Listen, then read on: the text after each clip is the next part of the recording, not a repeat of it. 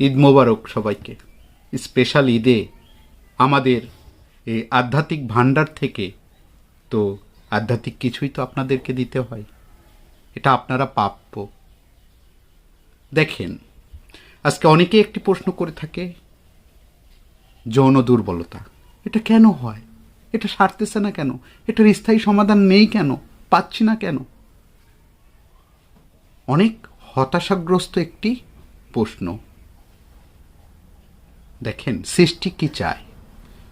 সৃষ্টি চায় এই ব্রহ্মাণ্ড যাতে মানবহীন না হয়, এই জন্য আপনি শুধু জন্ম দেন, বংশ বিস্তার করেন। আপনি খাওয়াতে পারবেন কিনা, ভরণ পোষণ চালাইতে পারবেন কিনা, এটা নিয়ে সৃষ্টির জাররাতুল পরিমাণ কোনো মাথা ব্যথা নেই। সে শুধু চায় আপনি জন্মান। এটা একটি চক্র। আর আজকে মানুষ চাচ্ছে এই চক্র থেকে বের হয়ে আসতে নিজের অজান্তেই। তো কি করতেছে, তারা সপ্তাহে একদিন সহবাস করে, কেউ কেউ আবার বৃহস্পতিবার রাত্রে একদম স্পেশাল রাত বানায় দিছে।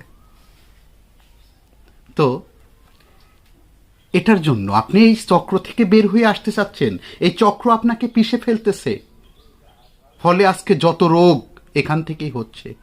আপনি অন্তত প্রতিদিন একবার সহবাস করুন, রাত্রে প্রতি রাত্রে একবার করে সহবাস করুন, তাহলেই আপনি চক্রে থাকবেন।